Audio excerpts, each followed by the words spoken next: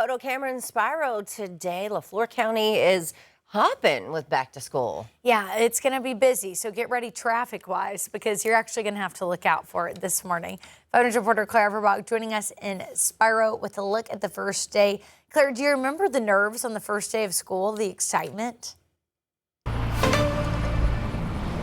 Oh, Tiffany, I miss that excitement every school year. Sometimes I even miss elementary school, going to sleep the night before and barely even being able to rest because you were so excited. And the superintendent tells me that even with multiple years in education, those first day jitters never really go away. It's already popping here in Spiro this morning. There's lots of traffic on this main road. I wish you could see the clouds in the distance because it's a beautiful morning and it's going to be a beautiful first day of school. There were several projects that Spiro worked on this entire summer to welcome students back. They made some improvements to their cafeteria, their AC system, and a new multi-purpose center.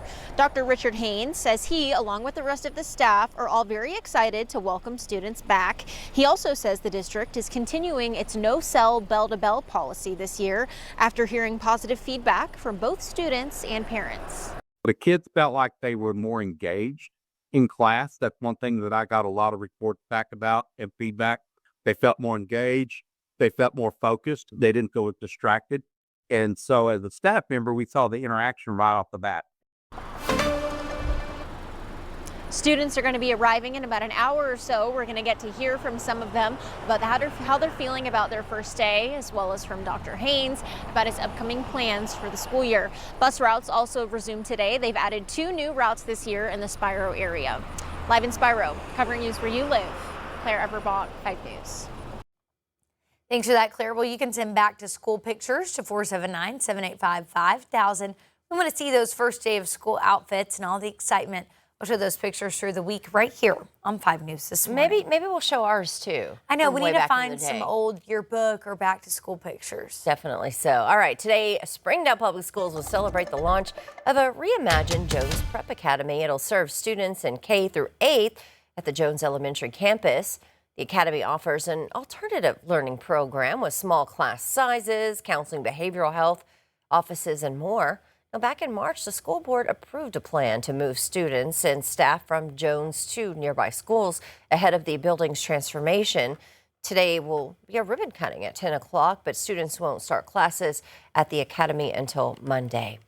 State Representative Austin McCollum has formally resigned from the Arkansas House, his District 8 seat.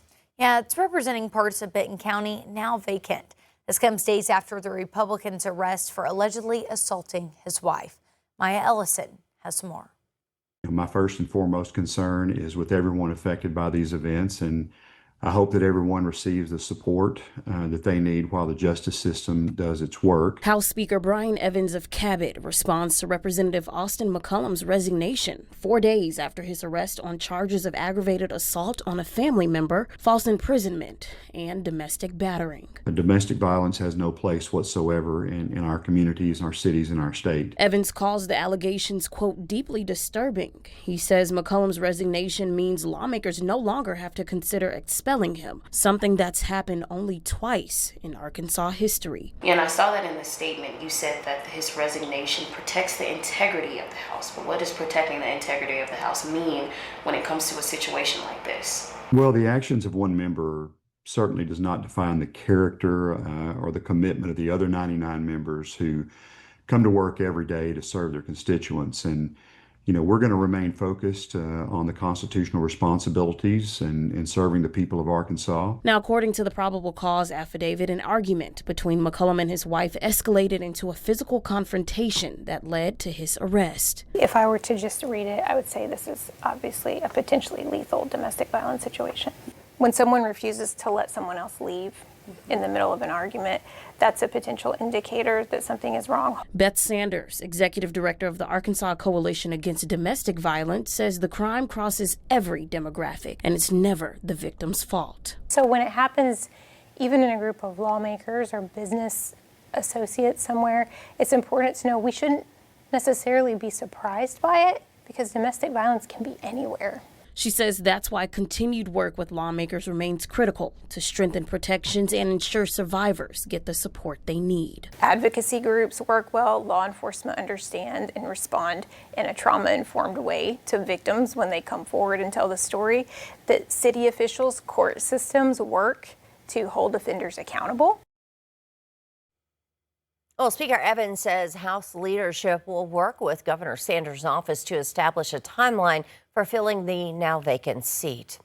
Now, we now know who is running for Fort Smith mayor. 7 people filed before Wednesday's deadline. Here's a look at those candidates, and whoever is elected would serve a 4-year term starting January 1st and ending in 2030. City Clerk Sherry Gard told 5 News that her office is now certifying those candidates before sending their names to the Sebastian County Election Commission, which will handle next steps from there. Right now, Fort Smith operates under a city administration form of government. The city administrator oversees the day-to-day operations of the city.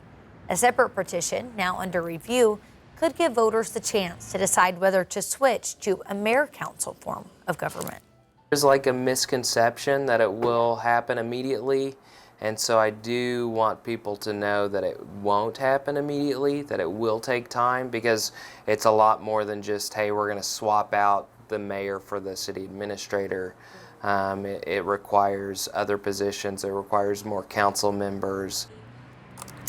If that petition qualifies for the ballot and voters approve it, the change would not take effect until 2029.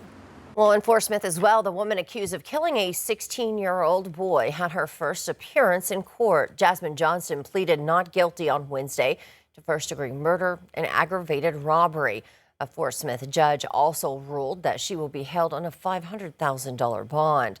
Remember, she spent almost 3 weeks on the run before U.S. Marshals arrested her in Houston, Texas. Johnston and the second suspect in the case, Donnie Warner, are expected to go to trial in December.